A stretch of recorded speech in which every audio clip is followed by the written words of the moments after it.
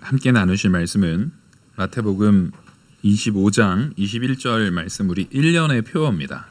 우리 한 해의 표어를 가지고 우리가 함께 나눌 텐데, 마태복음 25장 21절 말씀입니다. 오늘 이 앞에 보이는 이 말씀 1년의 표어를 가지고 저희 한 목소리로 합독해서 읽도록 하겠습니다. 시작. 그 주인이 이르되 잘하였도다 착하고 충성된 종아, 내가 적은 일에 충성하였음에 내가 많은 것을 내게 맡기리니 내 주인의 즐거움에 참여할지어다 하고. 아멘. 이 시간 은혜로운 귀한 찬양 감사합니다. 마침 23년도의 첫 주일이 1월 1일입니다. 이것도 참 의미가 있어요. 이게 주일날이 성탄절일 때 꼭 1월 1일이 마침 또 주일이 되잖아요. 참 이 올해 같은, 그러니까 작년부터 올해로 넘어오는데 이런 날이 좀 특별한 것 같습니다. 성탄절도 주일이고 1월 1일도 주일인 이런 날, 몇 번마다 한 번씩 돌아오겠죠. 아마 이게 몇 번마다 한 번씩 돌아올 텐데, 하나님께서 올 한 해에 우리한테 주시고자 하시는 말씀이 뭘까 몇 달 전부터 고민을 하다가 그 말씀의 제목, 한 해에 우리가 마음에 품고 간절히 바라는, 소망하는 마음으로 착하고 충성된 종아라는 이 말씀을 결정해서 현수막도 딱 붙여가지고 걸어놨습니다. 한 해 동안 예배할 때마다 이것을 바라보고 우리가 나아갈 때 정말 이게 일종의 명령이기도 하면서 또한 하나님께서 우리를 불러주시는 부름이기도 해요. 그리고 우리 마음속의 결심이기도 합니다. 내가 착하고 충성된 종이 되어야겠다라는 결심과, 또 하나는 우리 기독교만이 갖고 있는 거예요.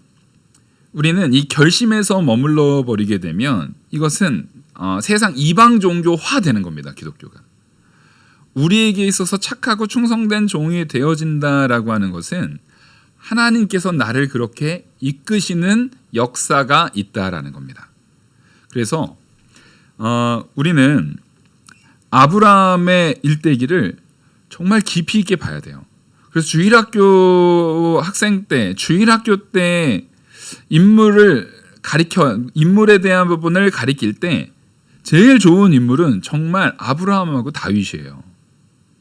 자꾸 그거를 계속 가르쳤으면 좋겠어요. 그러니까 아브라함의 사건 하나하나 사건보다도 아브라함의 전체적인 일대기를 쫙 보여주는 거예요. 그리고 다윗의 전체적인 일대기를 딱 보여주는 거예요. 이것이 좀 계속적으로 교육됐으면 좋겠어요. 특별히 아브라함이 그렇습니다.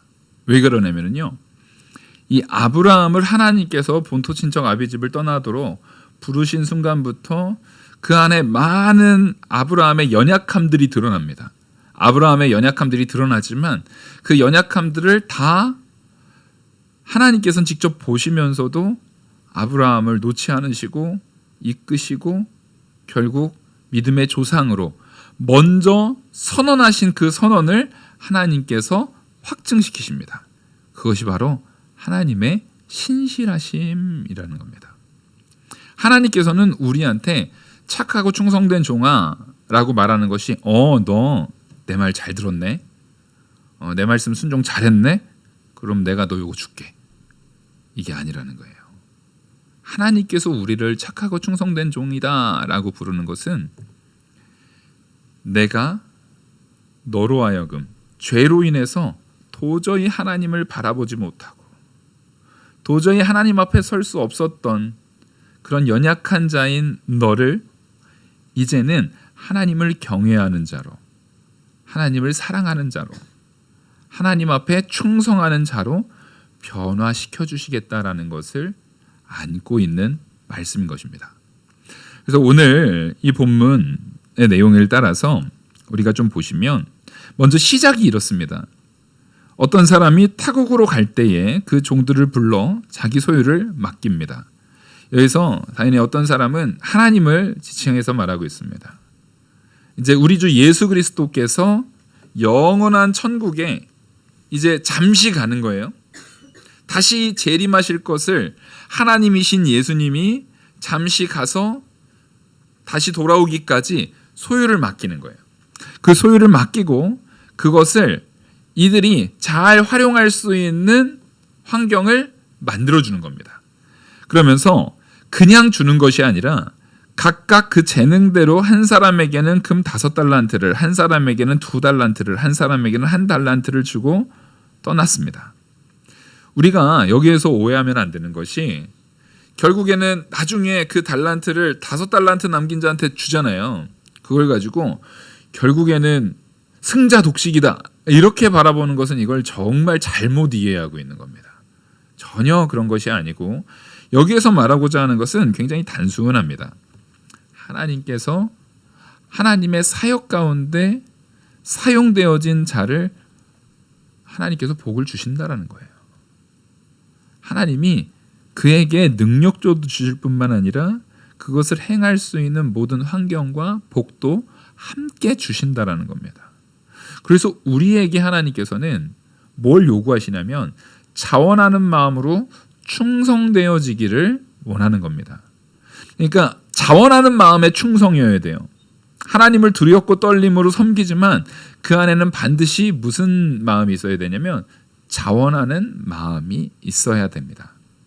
하나님께서는 우리를 기계적으로 대하거나 로봇처럼 정말 비인격적으로 대하는 것이 아니라 우리를 하나님의 자녀로 정말 그 마음의 진심으로 우러난 가치로서 대하시기 때문에 그래요.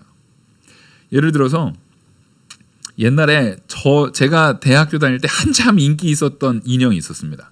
그 무슨 광고에 하나 나와가지고 배 띡 누르면 갑자기 거기서 뭐라 그래요? 이거 딱 아시는 분들 저랑 비슷한 세대를 사신 분들이잖아요. 배 딱 누르면 뭐라고 나와요? 그렇죠. I love you라고 딱 나와요. 비슷한 세대처럼 하지 말라니까. 이게 자꾸 젊은 걸로 가라고요. 많이 어려요 이 자매는. 그냥 머리가 좋아서 아는 것뿐이에요. 그때 한참 인기였어요. 인형의 배를 딱 누르면 I love you, I love you 이렇게 하는 거예요. 근데 거기에는 녹음이 되어 있는 거죠. 그걸 탁 눌러서 이 인형이 I love you라고 딱 이야기가 나온다고 해서 이 인형이 나를 사랑하는구나. 나와 이 사랑의 교감을 나누고 인형이 나를 진심으로 사랑하기 때문에 내가 막 그 인형한테 모든 것을 다 갖다 바치고 정말 사랑하는 사람으로 대하는 것을 상상할 수 있나요? 상상할 수 없죠. 그 인형은 나를 사랑하는 게 아니에요. 그냥 그렇게 말하도록 녹음되어 있는 겁니다. 기계적으로 저장이 되어 있는 것뿐이에요. 하나님께서는 우리를 얼마든지 기계적으로 그렇게 기능상 하나님을 사랑할 수밖에 없는, 사실상은 사랑이 아니죠. 우리는 그 기계가 I love you 하는 것을 사랑이라고 생각하는 사람은 아무도 없어요. 아무도 없어요. 근데 그렇게 기계적으로 만들 수 있는 능력은 사람도 있을 뿐만 아니라 사람에게 있는데 하나님께 없겠습니까? 당연히 있습니다. 하나님께서는 그 능력을 가지고 있어요. 그럼에도 불구하고 사람을 창조할 때 사람과 동물을 그렇게 구분해서 짓는 거예요. 사람과 동물의 가장 결정적인 차이가 여기에 있습니다. 바로 동물은요, 우리가 생각하기에 굉장히 사랑스럽지만 그 사랑스러운 모든 요소들은 하나님께서 창조한 창조 섭리 안에서의 본능에 귀결되어 있습니다. 자기에게 잘해주는 그 주인한테 꼬리를 흔들고 안에 안기고 막 그 발소리만 들어도 반가워서 막 가게 하는 그런 강아지들, 이런 것들이 다 본능적으로 하나님께서 그 안에 심겨놓은 부분이 있어요. 근데 사람에게만큼은 다르게 하나님께서 요구하시는 내용이 있는데, 그것은 뭐냐면 우리 마음에 진심으로 하나님을 사랑할 수 있는 것과 사랑하지 않을 수 있는 선택을 주셨다는 거예요. 우리에게 자유로운 선택을 할 수 있는 의지를 주셨다는 거예요. 우리에게는 자유로운 선택을 할 수 있습니다. 그래서 아담은 그 자유로운 선택 가운데 선악을 알게 하는 나무의 실과를 먹는 선택을 한 거예요. 하나님께서는 왜 우리에게 이런 자유로운 선택을 주셨냐면 그것이야말로 그 안에서 진짜 사랑이 가능하기 때문에 그렇습니다. 그래서 우리는 누군가와의 사랑에 대한 부분에 있어서 감동을 받는 이유는, 혹은 또 그 사랑이 깨졌을 때, 관계가 깨졌을 때, 혹은 헤어짐이 되어질 때 가슴이 찢어지고 아프고 고통스러운 이유가 거기에 있습니다. 여기서는 선택이 있기 때문에 그래요. 선택에 대한 부분이 아예 주어지지 않는다면 우리는 그렇게 크게 상처받지 않을 거예요. 그렇게 크게 어렵지도 않을 겁니다. 근데 우리가 상처받고 어려운 이유는 그 안에는 선택들이 있기 때문에 그래요. 또한 그것은 단지 상처만이 아니라 기쁨 가운데선 더 큰 기쁨을 주는 이유도 그 안에는 선택이 있기 때문에 그래요.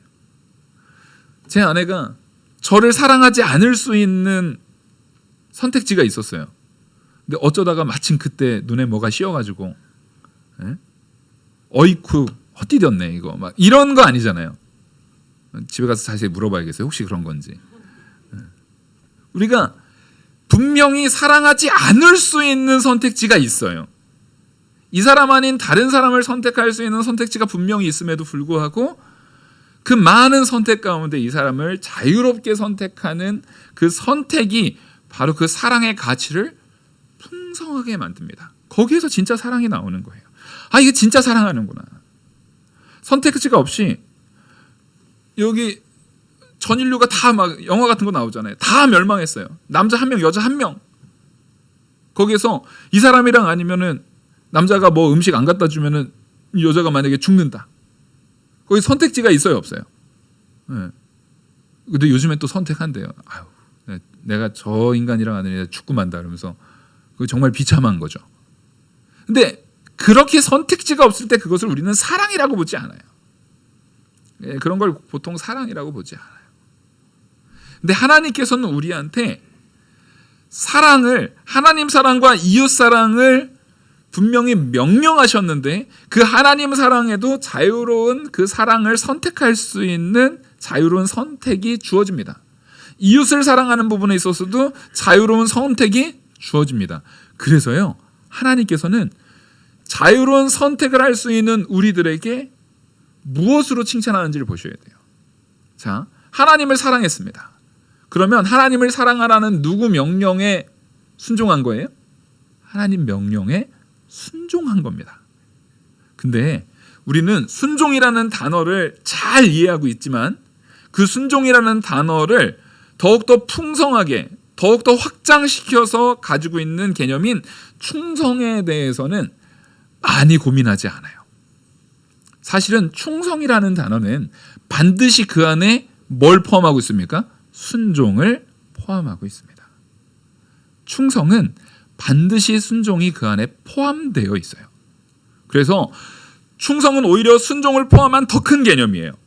충성하는 자는 당연히 내가 아직 충성이 있는 사람이 그 명령을 준행하냐 안 하냐에 대한 부분을 아직 그 사람이 순종하든 안 했든 이 사람이 너무 충성된 자다라고 할 때 우리 모두는 무슨 기대를 할 수 있어요? 저 사람은 저걸 할 거야. 저 사람은 그 명령대로 할 거야. 분명히 그 명령대로 준행할 거야. 우린 그걸 알 수 있죠. 그것이 바로 충성된 사람, 어떤 사람이 충성되다라고 할 때 그 충성에 대한 개념은 결과론적이지가 않아요. 그 사람이 했으니까 충성대가 아니라 이 사람이 충성된 사람이면 그 사람은 아직 하지도 않은 일이어도 반드시 뭐 할 거라는 것을 기대해요? 그 사람은 순종할 거야. 그러니까 사실상 순종이라는 개념은요, 충성이라는 것에 완전히 귀속되어 있어요. 그러니까 엄밀히 따져서 우리가 바로 세워져야 되는 것은 내가 이것도 순종하고 저것도 순종하고 막 순종하다 보니까 난 충성된 사람이네, 결과론적으로 도출되는 것이 아니라 내가 충성된 사람일 때, 내가 충성된 하나님의 자녀고 충성된 하나님의 백성일 때 우리에게는 순종이 나오는 겁니다. 그럼 우리는 어떻게 충성된 자가 됩니까? 우리는 이 본문을 제가 전에도 설교했지만 이 충성이라는 개념에다가 초점을 맞춰서 오늘 보자는 거예요. 이렇게 봅니다. 그 종들한테 종들을 불러서 자기 소유를 맡겼습니다. 지금 소유를 맡긴 금액을 보면 장난 아니에요. 5달란트. 1달란트면은 보통 동전으로 그 동전 형태일 수 있거든요. 지금 동전 형태를 보이기도 하지만 달란트는 일종의 화폐 단위예요. 화폐 단위이기 때문에 금 덩어리입니다. 금 덩어리. 완전히 금 덩어리의 화폐 단위예요. 굉장히 무거운 금 덩어리예요. 엄청난 거부예요. 이거 맡긴 사람이.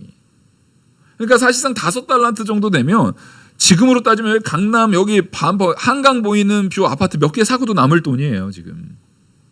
그렇게 엄청나게 큰 돈을 지금 맡기는 거예요. 이게 자녀라고 해도 맡길 수 있겠습니까? 없겠습니까? 쉽게 맡기기 쉽지 않은 돈이에요. 근데 그걸 맡긴다고요. 그러니까 지금 이 종들은 굉장한, 말이 종이지 어떤 대우를 받고 있는 거예요? 완전한 특별 대우를 받고 있는 거예요. 완전한 특별 대우를 받고 있는 거예요. 종들이 딱 이들만 있을까요? 많은 종들이 있을 텐데도 그 중에서도 특별히 성별되어진 종들이라는 것을 우리는 기억해야 됩니다. 그들에게 맡겨진 거예요. 그리고 각각 그 재능대로 한 사람에게는 5달란트, 한 사람에게는 2달란트, 한 사람에게는 1달란트를 주고 떠났다고 했습니다. 자, 여러분, 누군가한테 저 사람은 5달란트를 맡길 수 있는 사람이야. 저 사람은 2달란트를 맡길 수 있는 사람이야. 저 사람은 1달란트를 맡길 수 있는 사람이야. 이것을 분별하기 위한 내용에 있어서는요. 그 사람에 대한 뭐가 있어야 됩니까? 이해가 있어야 됩니다. 그 사람을 진짜 통찰하고 있어야 돼요. 정말 잘 알고 있어야 돼요. 그래서 전 세계 유수의 기업들, 대기업들이 다 인력 관리, 인재 양성 여기에다가 매년 엄청나게 돈을 쏟아부어요. 왜요? 어떤 사람이 들어왔을 때 그 사람이 그 회사한테 이윤을 남긴다. 어떤 사람이 딱 들어오자마자 그 회사한테는 이익일까요? 사실상 비용일까요? 비용이죠. 보통 평균적으로 그 사람이 이익이 되기까지는 진짜 유능한 사람 3년, 좀 유능하지 않은 사람은 퇴사할 때까지 비용인 사람들도 있어요. 실제로요. 진짜 유능한 사람들이 3년이에요. 근데 사실상 대부분은 그 사람이 이윤을 남길까요? 비용일까요? 대부분은 비용입니다. 보통 그 모든 회사에도 인력 관리를 할 때 사람들을 많이 채용해서 그 중에 20%를 아주 훌륭한 20%가 들어오면 다행인 거예요. 그래서 언제나 모든 인력 관리에는요, 파레토의 법칙이 적용됩니다. 10명을 뽑아서 그 중에 2명이 80-20 법칙이라고 하잖아요. 그 중에 2명이 뛰어난 인재면 그 2명이 나머지 먹여 살리는 거예요. 근데 지금 여기에는 회사에서 그렇게 돈을 많이 들여가지고 사람들을 막 분석을 해가지고 인력 관리를 하려고 막 이 시스템도 적용해보고 이 시스템도 적용해보고 하는데, 그러면 돈을 많이 들인 회사들이 다 끝까지 승승장구해야 되는데, 딱 우리가요 50년 전에 우리나라에서 유명했던 회사들 중에 지금 남아있는 회사 몇 개 없어요. 그렇죠? 50년 전에 딱 떠올려보면 그때 막 재계 몇위 막 했던 회사들 거의 다 사라졌어요. 그 사람들은 인력 관리에 돈을 안 썼을까요? 근데 우리는 사람을 잘 모른다는 거예요. 제대로 몰라요. 정말 사랑하지 않으면 잘 몰라요. 그 사람의 본질을 제대로 꿰뚫는 것은 그만큼 어려워요. 그렇다는 얘기는 지금 이 주인은 적어도 이 종들 5달란트, 2달란트, 1달란트 맡긴 이 종들에 대해서 관심이 어땠다라는 거예요? 무지하게 많았다는 거예요. 무지하게 지대한 관심으로, 굉장히 지대한 관심으로 회사가 그 많은 비용을 들여가지고 그 직원들 한 명 한 명한테 갖는 그 관심은 비교도 안 될 정도로 어마어마한 사랑과 관심으로 이 종들을 바라보고 있었다라는 거예요. 얘는 이런 애지. 얘는 이런 애지. 그러니까 그 주인은 이 종들에 대한 이해가 어땠다라는 겁니까? 분명히 있었다는 거예요. 그들을 알고 있었다라는 거예요. 그들을 알고 있었다라는 거예요. 그러니까 지금 그들에 대해서 관심도 많았죠. 어마어마한 1달란트만 해도 어마어마한 금덩이에요. 그걸 맡겼죠. 사실상 이 주인은 말이 종이지 이 종들에 대한 어떤 마음이 있는 겁니까? 굉장한 사랑의 마음이 있었다라는 것을 우리는 이 본문에서 좀 깨달아 알아야 돼요. 지금 이 달란트를 맡기는 자들이 사실상 지금의 누굽니까? 나입니다. 나. 하나님이 나에게 내 재능대로 내 능력대로 하나님의 달란트를 맡기셨어요. 근데 우리는 하나님이 나를 그렇게 통찰하여 감찰하여 알고 계심에도 불구하고 우리는 생각보다 누구한테 관심이 없습니까? 하나님 앞에 관심이 없어요. 하나님 앞에 크게 관심이 없어요.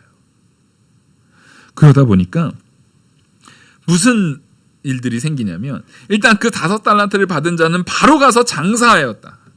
또 5달란트를 남겼고 2달란트 받은 자도 가서 또 2달란트를 남겼습니다. 장사해서 남겼다라는 거예요. 1달란트 받은 자는 땅을 파고 그 주인에게 그 주인의 돈을 감추어뒀더니, 자, 이게 세 가지, 사실상 2가지 형태가 나오는 거죠. 여기에서요 5달란트 받은 자와 2달란트 받은 자는요 구분해서 생각하지 마시고 하나의 내용으로 보셔야 됩니다. 이 둘이 차등이다라고 보시면 안 돼요. 완전히 거의 동등한 하나의 가치로 하나님께서 똑같이 칭찬하셨음을 분명히 아셔야 돼요. 근데 이들이 장사를 해요. 어마어마한 어마어마한 이윤을 남겼어요. 이 시대가 고대사회, 지금으로부터 약 2000년 전의 고대사회라는 측면으로 봤을 때 100%의 수익을 낸다? 이건 거의 불가능에 가깝습니다. 여러분, 요즘이요 수익률에 있어서 기하급수적으로 올라간 시대예요.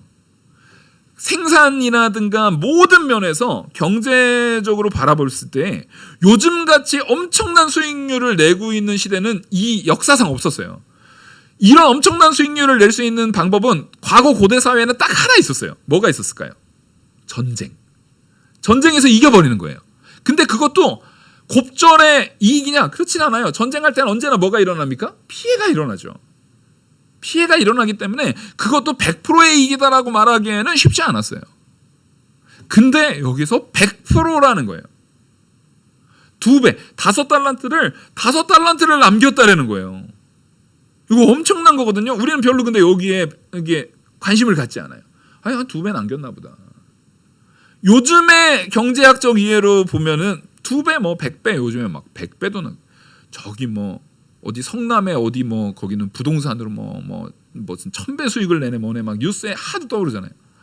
그러다 보니까 우리가 너무 무뎌졌어요. 아, 내가 저 사람들이랑 관계가 있었어야 되는데 그런 마음 갖지 마십시오. 너무 죄악이 너무나 팽배하게 돼서 이익만 내면 괜찮은 시대가 돼버리다 보니까 이게 지금 얼마나 큰 건지를 잘 모르고 있어요. 사실상 이 당시에 이 정도의 이익을 냈다라는 것은 왕의 도움이 있는 겁니다. 왕의 도움이 있는 거예요. 개인이 일개 종이 이런 엄청난 내용을 할 수가 없어요. 사실상 5달란트를 어디에다가 투자해가지고 하기도 쉽지 않아요. 요즘에도 여러분, 내가 현금으로 1000억 있으면 그거 쉽게 나가가지고 1000억 가지고 쓱 운용할 수 있나요? 아니에요. 그 1000억을 가지고 뭔가를 하려면은요, 일단 걸리는 게 되게 많아요. 생각보다 우리가 돈만 많으면 막 쓸 수 있을 것 같지만 그거에 대한 세금부터 해가지고 1000억을 한 번에 어디가 넣었을 때 이 현금 흐름으로 인한 막 혼란한 내용들이 생각보다 많습니다. 하물며 이 고대 사회에 그 현금을 한 번에 이걸 가지고 어떻게 장사를 해요? 무슨 장사를 했는지도 나오지도 않아요. 여기서 자세하게 어떠한 내용이 하나도 나오지 않아요. 그게 2배가 남았다만 나와요. 그러면 우리는 이 종이 이 장사의 도 같은 사람이네. 마침 둘 다 장사의 도 같은 사람이에요? 그럴 리 없어요. 하나님께서는 이들에게 지금 이 비유를 통해서 우리에게 보여주시고자 하는 것은 뭐냐면 하나님이 우리에게 물으시는 그 충성, 이걸 잘 보셔야 됩니다. 여러분가 나가서 장사 잘하라는 얘기가 아니라는 거예요. 하나님께서 나한테 충성을 요구하실 때 그 충성을 우리가 하나님 앞에 온전히 드릴 때 그 충성은 뭡니까? 그 결과가 어찌됐든 간에 하나님의 뜻대로 내가 하는 거예요. 하나님이 원하는 순종을 내가 하고 나서 충성이 아니라 어떤 명령을 내리시든 나는 그 충성을 하겠다라는 마음가짐을 갖게 하신다라는 거예요. 그것을 가졌을 때, 그것을 이 땅에서 갖고 이 땅에서 우리가 충성하고 이 땅에서 순종할 때, 저는 목회자로 순종하고 우리 성도님들은 각자의 위치에서, 직장 생활에서, 교회에서 자기의 직분에 따라서 자기가 할 수 있는 모든 헌신의 내용을 충성하고 나아갈 때 하나님께서 그 충성을 귀히 보시고 그 충성을 통해서 나타나는 모든 결과까지도 따라하겠습니다. 하나님이 이끄신다. 여러분, 우리는 이걸 믿는 자들이에요. 그래서 하나님, 내가 요 정도 수익 냈고 요 정도 잘했으니까 이제 하나님이 저를 착하고 충성된 종이라고 불러야겠죠? 가 아니라 하나님께서는 그래서 제가 아브라함을 잘 알아야 된다는 거예요. 아브라함이 아직 믿음이 연약해서 본토 친척 아비 집도 제대로 떠나지도 못한 상황, 그 이후에도 막 아내 2번이나 팔아먹고, 그 이후에도 하갈 얻어다가 하나님께서 분명히 사례를 통해서 이삭 주실 것을 약속했음에도 불구하고 하갈을 부인으로 삼아가지고 이스마엘을 낳는 그런 죄악을 짓는 아브라함에게 그거보다 훨씬 전에 무슨 약속을 해요? 너는 믿음의 조상이 될 거야. 너를 통해서 이스라엘이 세워질 것을 이미 약속하시는 거예요. 그러면 이 약속은 아브라함이 충성됐기 때문에 한 약속입니까? 아브라함을 충성되게 만들겠다고 하시는 하나님의 의지입니까? 네. 하나님께서는 우리를 충성되게 만드시겠다는 거예요. 그래서 올 한 해의 표어가 착하고 충성된 종아입니다. 여러분, 우리 모두 자기 자신을 바라볼 때 부족한 것 투성입니다. 하지만 올 한 해 우리가 하나님이 아브라함을 그렇게 만드셨듯, 다윗을 그렇게 만드셨듯, 하나님의 택한 백성들을 결국 그렇게 이끄셔서 하나님께서 세우셨듯 나를 하나님께서 착하고 충성된 종으로 세우실 줄 믿습니다 라고 고백하시기 바랍니다. 우리는 하나님의 능력 안에서, 하나님의 이끄심 안에서 착하고 충성된 종으로 반드시 변화될 줄 믿으시기 바랍니다. 왜냐하면 그게 하나님의 뜻이고 하나님의 신실하심이기 때문에 그래요. 그래서 우리의 능력보다 중요한 것은 내가 하나님의 택한 백성인가입니다. 하나님이 나를 착하고 충성된 종아라고 불러주시는 게 훨씬 중요한 거예요. 왜냐하면 이게 확증되지 않으면요, 지금 하나님께서 너 그거 남겼네? 훌륭해. 만약에 이 이유를 생각해 보셔야죠. 계속적으로 이윤을 추구하는 주인이라고 한다면 이 5달란트 남긴 사람은요, 이후로 절대 행복할 수 없어요. 일단 처음에 5달란트를 남겨서 10달란트가 됐는데 그 1달란트까지 줬잖아요. 11달란트예요. 많은 고을을 맡겼어요.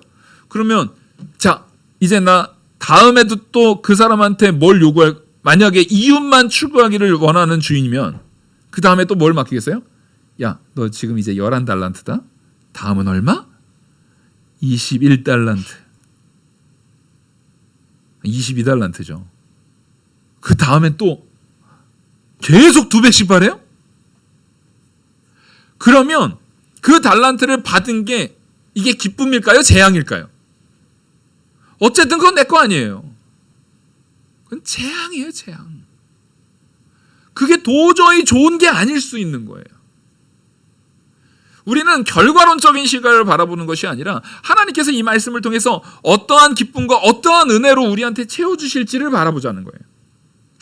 그래서 여기 보시면 주인이 다 오랜 시간 후에 돌아와가지고 이렇게 칭찬합니다.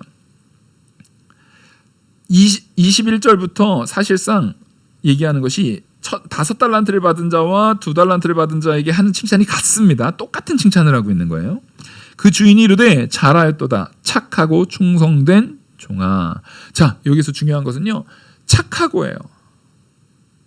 충성되다라는 것은, 충성되어진다라는 것은 기본적으로 정말 큰 두려움에 사로잡혔어도 충성될 수 있습니까? 없습니까? 충성될 수 있죠. 정말 큰 두려움에 확 내몰릴 때 두려워서 충성될 수도 있어요. 다른 사람들이 보기에는 그게 충성인 것처럼 보일 수 있어요. 근데 여기서 착하다라는 것은 어떠한 의미냐면 그 주인을 제대로 이해한 충성이라는 거예요. 주인의 선하심을 바로 알고 있는 충성이라는 거예요. 그래서 이것과 반대로 한 달란트 받은 사람한테는 한 달란트 받았던 자 24절부터 보시겠습니다. 한 달란트 받았던 자는 와서 이르되 주인이여 당신은 굽은 사람이라 심지 않은 데서 거두고 해치지 않은 데서 모으는 줄 내가 알았으므로 두려워하여 내가 당신의 달란트를 땅에 감추었나이다. 보소서 당신의 것을 가지셨나이다. 지금 보세요. 단지 두려움은요 엄밀히 따져서는 충성이 아니라는 거예요. 지금 이 사람은 이 한 달란트 받은 사람은 주인을 악평하고 있어요. 당신은 굽은 사람인데다가 심지 않은 데서 거두려고 하는 아주 악당 같은 사람이고 당신은 정말 두려운 사람이기 때문에 내가 그 두려워해서 이거 잃으면 큰일 날까 봐 내가 땅에 묻어놨습니다. 이거 당신 거 도로 가져가십시오 라고 주는 거예요. 이거 그 주인이 이 말만 들었어도 열받아서 죽였겠어요. 이거 얼마나 악평을 하고 있는 거예요. 그러니까 이 얘기는 뭐냐면요. 이 한 달란트 받은 종은요. 충성을 떠나서 미련한 자라는 거예요. 그래서 그를 향해서 어떠한 평가를 얘기하냐면 그 주인이 대답하여 26절 그 주인이 대답하여 이르되 악하고 게으른 종아. 자 여기서 그러니까 착하고 충성된 종을 정확하게 반대의 의미로 착하고 충성된의 반대의 의미로 지금 뭘 얘기하고 있는 거예요? 악하고 게으른 종을 얘기하고 있는 거예요. 게으르다는 것은 먼저 게으르다라는 것이 충성과 왜 다르냐면 충성은 내 몸을 먼저 생각하는 것이 아니라 누구의 뜻을 먼저 생각하는 자들입니까? 예, 그 주인의 뜻. 내가 좀 힘들어도 내가 좀 피곤해도 내가 좀 어려워도 그 주인의 마음을 생각하는 거예요. 그것이 일단 두려워서 그렇든 그렇지 않든 그건 나중에 보자고요. 두려워서 그렇든 그렇지 않든 그 주인의 마음을 바라보는 거예요. 근데 게으른 종은 그런 거 다 필요 없어요. 내가 게으르니까. 내가 귀찮으면 안 해요. 내가 힘들면 안 해요. 내가 더 좋은 대로만 찾게 되는 거예요. 내가 더 나한테 내 몸에 내 귀에 내 혀에 내 몸에 좋은 걸로만 선택하는 그런 것이 지금 게으름으로 표현되고 있는 거예요. 그리고 여기서 착하고와 악하고 앞에 착하고는 어떤 의미인지 전제가 없잖아요. 근데 이 착하고가 악하고와 반대라고 했을 때 악한 이유가 뭡니까? 지금 이 종이 악한 종, 한 달란트 받은 이 악하고 게으른 종이 앞서 지금 말하고 있는 게 누구에 대한 잘못된 악평을 하고 있어요? 주인에 대한 잘못된 악평을 하고 있어요. 그러니까 주인에 대해서 제대로 알고 있지 못하다라는 거예요. 그 주인은 종들을 알고 있지만 그들은 주인에 대해서 제대로 알고 있지 못하다라는 거예요. 지금 이 사람은 그것을 또한 표현하고 있는 거예요. 이게 바로 악한 겁니다. 착하다라는 것은 뭐예요? 그 주인에 대한 모든 것은 아니지만 주인의 선하심을 알고 있는 거예요. 그래서 여러분 우리가 정말 착하고 충성된 종이 되려면은요. 마침 1월의 표가 뭡니까? 예배 중심의 삶을 사는 하나님 나라의 성도입니다. 우리가 정말 단지 그냥 충성된 종이 아니라 착하고 충성된 종이 되기 위해서는요. 반드시 예배 자리에 있어야 됩니다. 그 예배의 가치가 우리의 삶으로 드러나야 됩니다. 왜냐하면 예배 외에는 누구를 만나서 알 길이 없어요? 예배 외에는요. 하나님을 만나서 알 길이 없어요. 예배를 통해서 하나님을 알지 않고 어떤 사람들은 그래요. 집에서 내가 성경이랑 그 신학책들 다 모아다가 개인적으로 공부하겠다라고 해요. 그거는 하나님의 이 놀라운 은혜를 아주 무시하는 처사예요. 하나님에 대한 깨달음을 내 지혜로 얻을 수 있다라는 착각에 빠져 있는 거예요. 아주 악한 생각입니다. 하나님의 참된 지혜는 내가 지혜로 깨닫는 것이 아니라 따라하겠습니다. 하나님께서 은혜로 주시는 선물이다.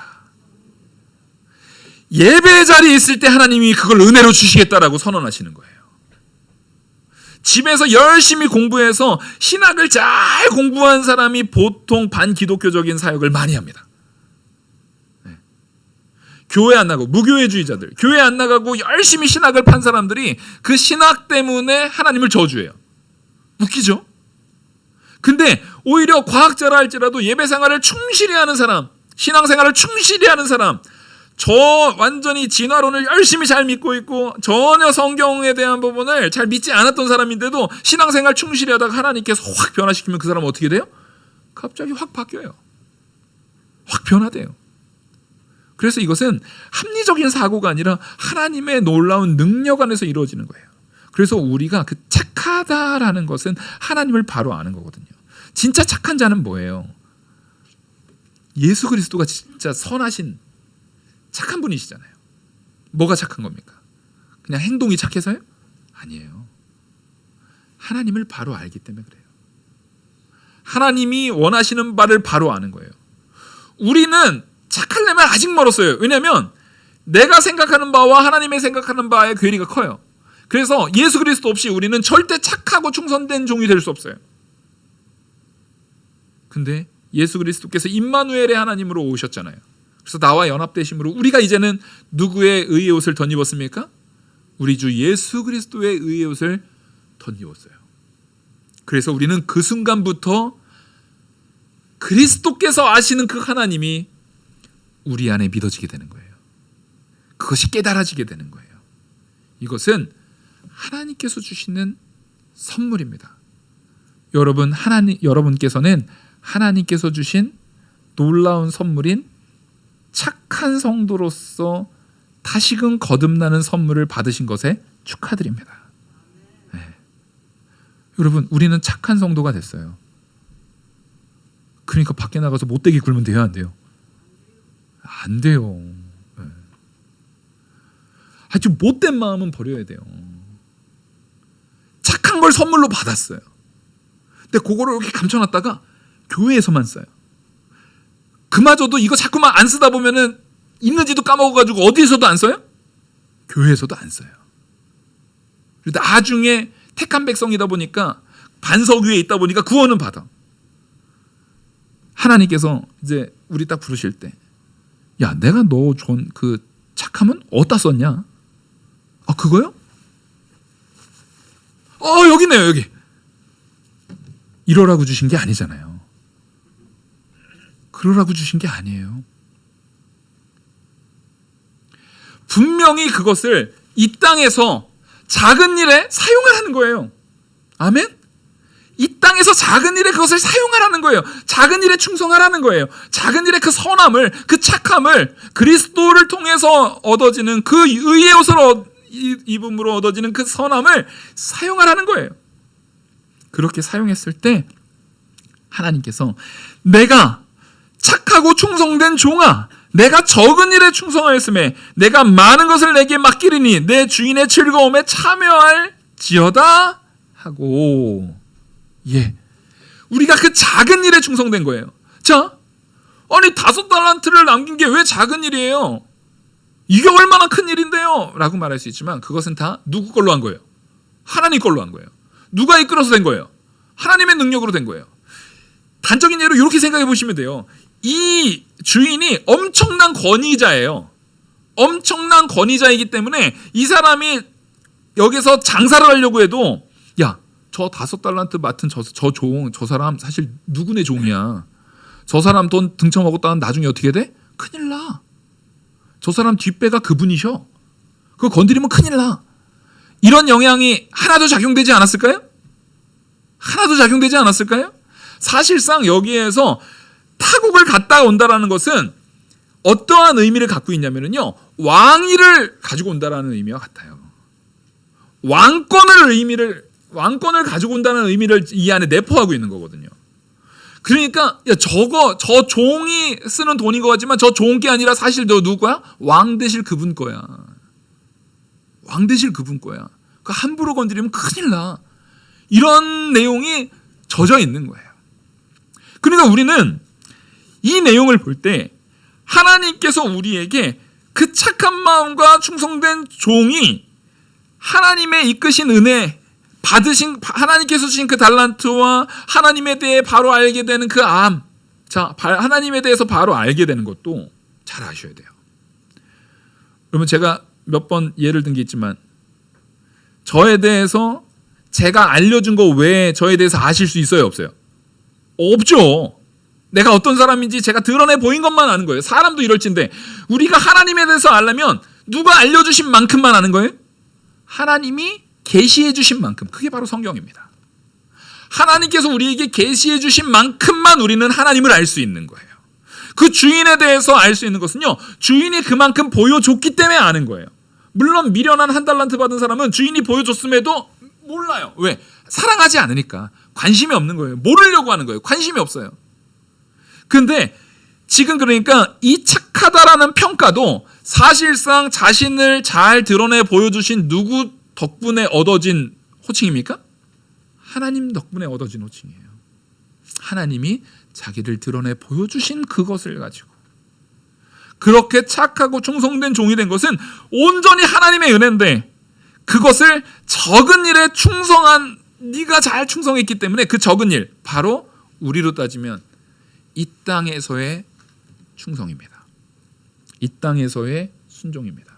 내가 이 땅에서 받은 것 가지고 이 땅에서 하나님 앞에 착하고 충성된 종으로 하나님이 내게 주신 그 착함을 성도들 사이에 드러내고, 가족 안에서 드러내고, 이웃에게 드러내고, 이 세상의 모든 사람들한테 그리스도의 향기를 드러내면서 살았을 때, 이 땅에서의 작은 충성을 했을 때, 야, 너 그러니까 앞으로 계속 2배씩 남겨, 이게 아니라 오케이, 너의 그 충성을 보고 이후로는 결과지향적인 것이 아니라 영원한 천국에서 더 많은 고을을 다스릴 수 있는, 사실상 그리스도께서 황제로 오신 거예요. 그러니까 나는 이제 우리는 모두 다 뭐가 되는 거예요? 분봉왕들이 되는 거예요. 이 땅에서의 작은 순종이 영원한 천국에서의 참된 가치로 완전히 변모되는 겁니다. 예. 착하고 충성된 종의 내용을 이제 아시겠죠? 우리는 그런 자들입니다. 그래서 2023년도 올해 착하고 충성된 종아 라고 우리를 하나님께서 부르실 거예요.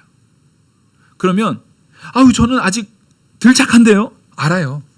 걱정하지 마세요. 하나님 몰라서 착하다고. 야, 아니네. 아, 미안하다. 야, 난 너 착한 줄 알았지. 이런 거 아니에요, 절대. 알고 계시지만 무슨 소리냐? 내가 너를 아브라함을 그렇게 했듯이 내가 너를 그렇게 변화시키겠다. 내가 너를 그렇게 세우겠다. 내가 너를 그렇게 변모시킬 것이다. 라는 선언임을 깨달으시기 바랍니다.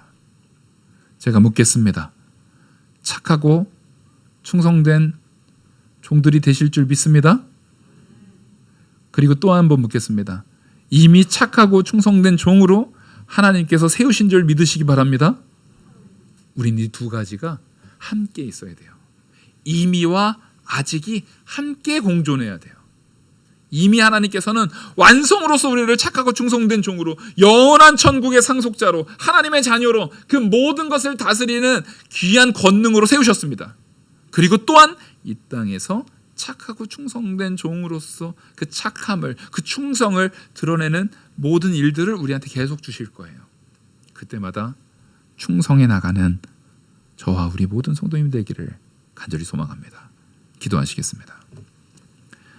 은혜와 사랑이 많으신 하나님 아버지, 우리가 하나님 앞에 착하고 충성된 종으로 불림받았습니다. 하나님의 택함이 우리를 그렇게 부르고 우리를 그렇게 세우실 줄 믿습니다. 이제는 세상의 가치 속에서가 아니라 우리 주 예수 그리스도의 십자가의 보혈의 의를 덧입는 성도의 가치로, 하나님 나라의 가치로 우리가 바로 서게 하여 주시고, 그것을 위해서 예배 중심으로 하나님 나라에 합당한 성도로 세워지기 위한 예배에 합당한 삶을 살아가고 충성된 자들로 변모될 수 있도록 또한 내 안에 성령께서 우리를 주장하여 주시옵소서. 이 모든 말씀 살아계시는 우리 주 예수 그리스도의 이름으로 기도 올리옵나이다. 아멘. 찬송가